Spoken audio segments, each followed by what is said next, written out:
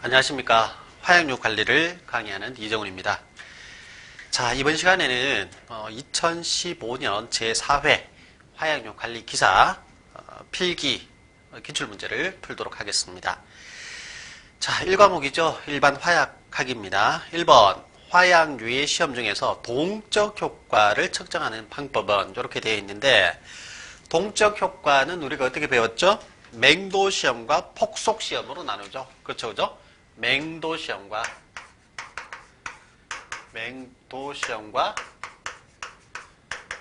폭속 시험이 있습니다. 자, 맹도 시험에는 캐스트 맹도 시험과 그 다음에 헤스 맹도 시험 이렇게 있죠.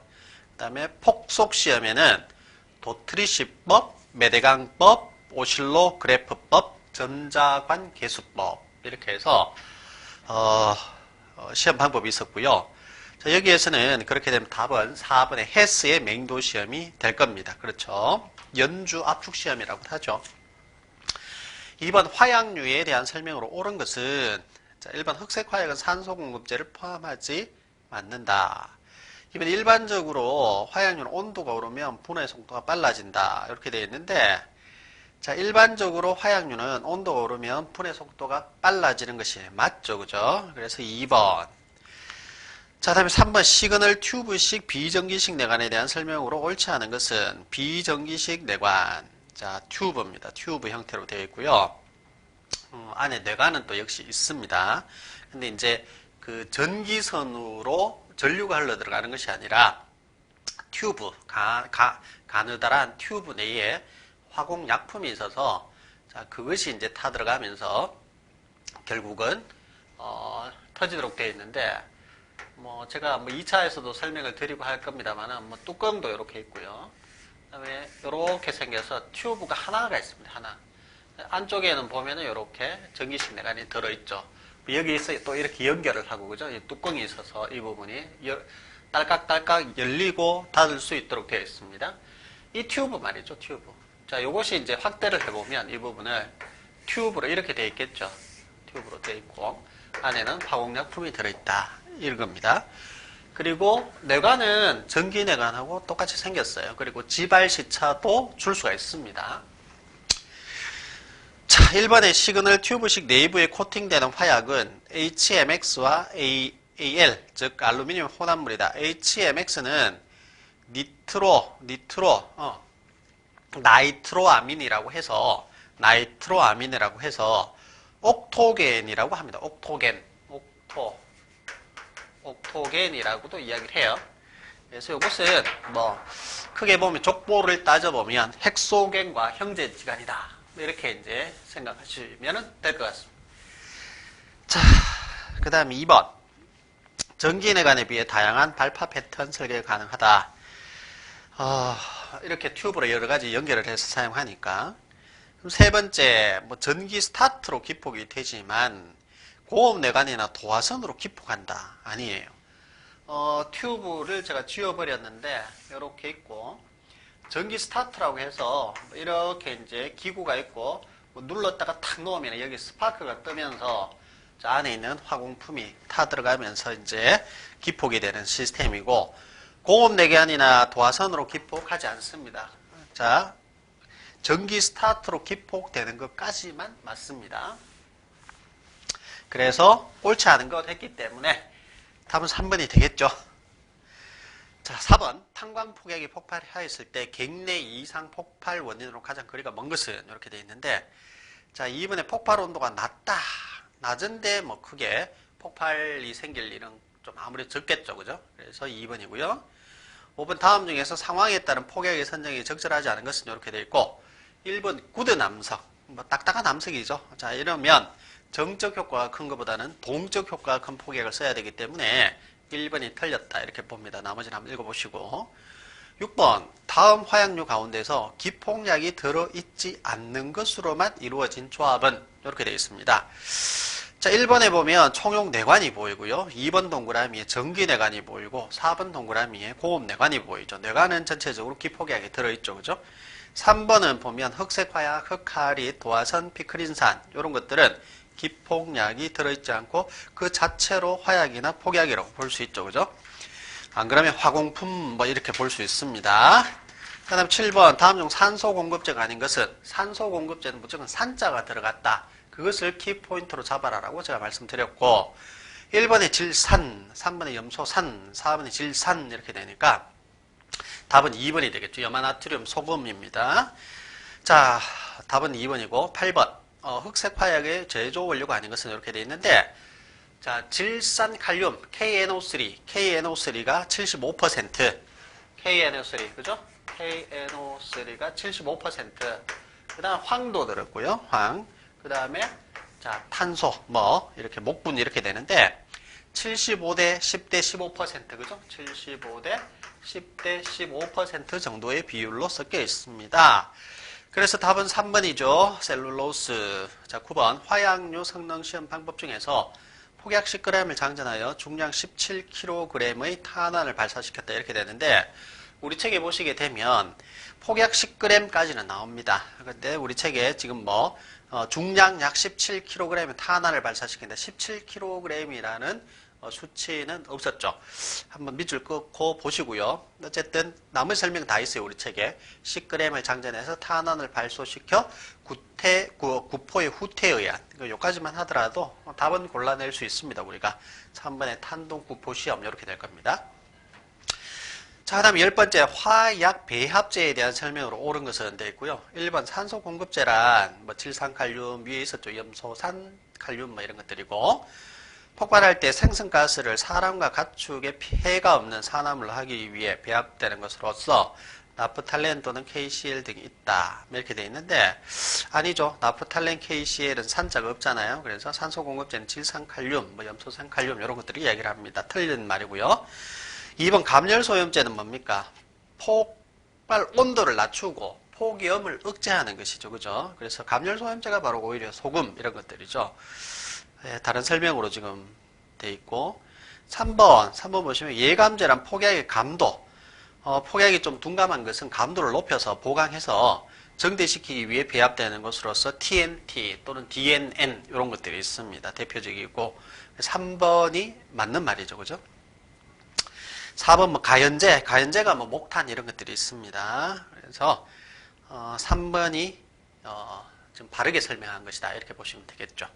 11 화약류 자연분해와 자연폭발을 방지하기 위해 정기적으로 해야 하는 시험 이렇게 되어 있는데 자, 안정도 시험이 뭐가 있죠? 윤회가 시험 있죠? 유리산 시험, 내열 시험, 가열 시험 이런 것들이 있고 자, 그래서 1번에 보시면 내열, 유리산 시험 이런 것들이 지금 답이 됩니다. 12번 연소 초시 시험에 따른 도화선 성능 측정 시험에서 도화선 5개의 연소 초시를 측정한 평균값의 범위는 얼마인가? 우리 책에 정확하게 나와 있습니다. 100에서 140초. 자, 그래서 4번이 답이 되고 13번 화약류의 일의 효과, 정적 효과죠. 그죠? 가스가 팽창하면서 생기는 정적 효과. 측정하는 시험 방법 이렇게 되어 있습니다.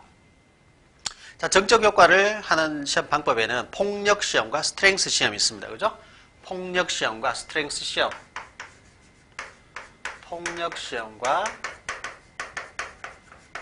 자, 스트렝스 시험이 있죠. 그죠? 자, 폭력 시험에는 트라우즐 연주 시험, 트탄탄모죠.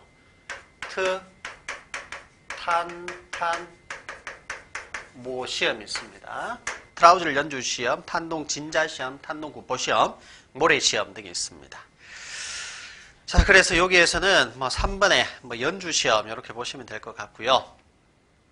그 다음에 14번 예감제로 쓸 수 없는 것은 이렇게 되어 있는데 1번에 염화 나트륨 소금이죠. 감열소염제로 씁니다. 그래서 1번이 답이 되고 15번 다음 중 산소 평형값이 가장 큰 것은 이렇게 되어 있고요. 자, 산소 평형값이 자 1번에 니트로그리콜은 0입니다. 0. 그 다음에 2번에 니트로그리세린은 플러스 0.035죠. 플러스 0.035. 테트릴피크린산 이런 것들은 산소 평형값을 구하지 않고 이거 이외에 질산칼륨 있습니다. 질산칼륨. 자, 질산칼륨 같은 경우는 0.395g이 됩니다. 그래서 외워놓는 거 좋죠. 그죠? 질산칼륨이 만일 이 15번에 나왔다면 질산칼륨이 답이 됩니다. 그럼 질산암모늄도 있어요. 자, 질산암모늄 같은 경우는 0.195g 정도가 되죠. 요것도 같이 좀 적어 놓으시고 암기하시는 것이 좋겠습니다. 16번 다음 중에서 정전기의 영향을 잘 받기 때문에 정전기 발생에 대한 예방이 가능한 화약류는 이렇게 되어 있는데 예방이 가장 필요한 화약류 이렇게 되어 있는데 건면약이죠. 건면약 니트로 셀룰로스가 되고요. 안 그래도 건조하고 면약이기 때문에 이 정전기 많이 발생한다 위험하다 했습니다. 우리가 자 17번 40% 다이너마이트 약경 32mm 양량 112.5g의 순폭시험을 한 결과 순폭도 8이었다. 요까지 해서 순폭도 8이었다. 그죠? 순폭도 8이었다. 그 다음에 약경이 32mm면 공경이죠. 그러니까 약경분의 공경이 바로 순폭도를 정하는 수치인데 지금 이게 안 나와 있습니다.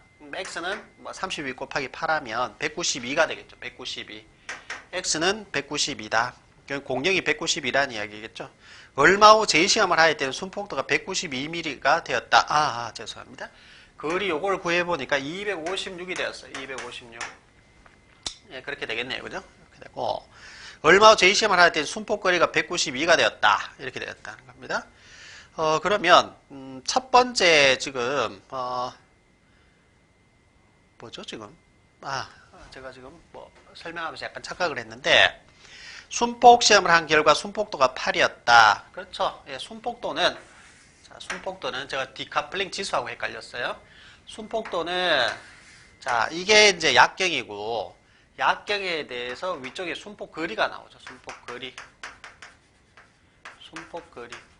순폭거리가 256이 나왔습니다. 근데 그 다음에 했더니 192가 되었다는 거죠. 192미 순폭거리가 192였다. 그러면 똑같은 이제 약경을 썼을 것이고, 두 번째는 192가 되니까, 이때는 과연 얼마의 순폭도가 있느냐? 32분의 192 하면 6이 나옵니다. 6이 나오죠? 그러면 처음에 8이고, 두 번째 6이니까, 이 두 개의 차이, 이만큼 순폭도가 감소했죠. 자, 1번이고요. 쉬운 문제를 제가 어렵게 풀어드렸습니다.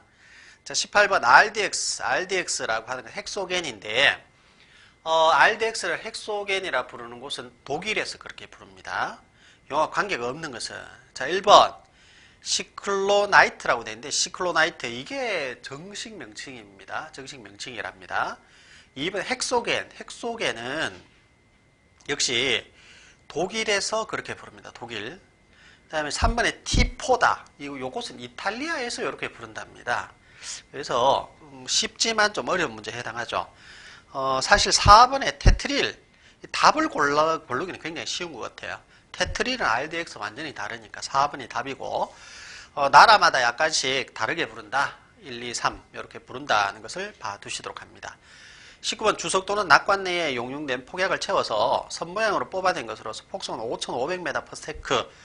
자, 5,500m/s 미줄 것이고, 자, 이게 뭡니까? 주로 전폭용과 폭속 측정용으로 쓰이는 도폭선은 이렇게 됐는데, 자, 1번에 1정도 폭선이죠. 1정도 폭선. 3번에 3정도 폭선은 심수용 도폭선이라고 우리가 한다고 했습니다. 20번. 붉은 불꽃을 발생함으로써 위험 신호연관이다. 그죠? 신호연관의 주성분은 우리 책에도 있습니다. 과염소산 아모늄 더하기 질산스트론듐 에다가 녹말에다가 파라핀까지 섞었다. 이렇게 되는데 3번 정도가 이제 답이 되겠네요. 그렇게 되면 그죠? 자, 그 다음에 2강 발파공학 봅니다. 21번 공발의 일반적인 원인으로 가장 적절한 것은 자, 공발이 되었다. 공발. 그러니까 뭡니까? 우리가 공발이 발파가 이렇게 되었는데 의미가 없다 이 말이죠. 그죠? 1번 폭약이 노화했다. 예, 공발. 의미가 없는 발파가 될 수 있겠고 2번에 암만에 많은 균열층이 있다. 요것은 아니고요. 3번에 자유면에 경사천공을 하였다. 그 다음에 가장 적절한 것이네요. 공발의 원인 일반적인 원인으로 가장 적절한 것은 자 2번에 암반에 많은 균열이 있다. 자 많은 균열이 있으면 발파가 되더라도 어떻게 되나요? 자 이렇게 돼 있고 예를 들어서 이렇게 있는데 많은 균열이 있는 거야. 그럼 여기에다가 천공을 해서 폭약을 집어넣고 발파를 하더라도 균열층으로 전부 다 폭약의 위력이 다 빠져나가 버리죠. 그럼 아무 의미가 없습니다. 그래서 2번이 답이 되고 자 1번에 폭약이 노화되었다고 해서 노화된 것은 사실은 또다시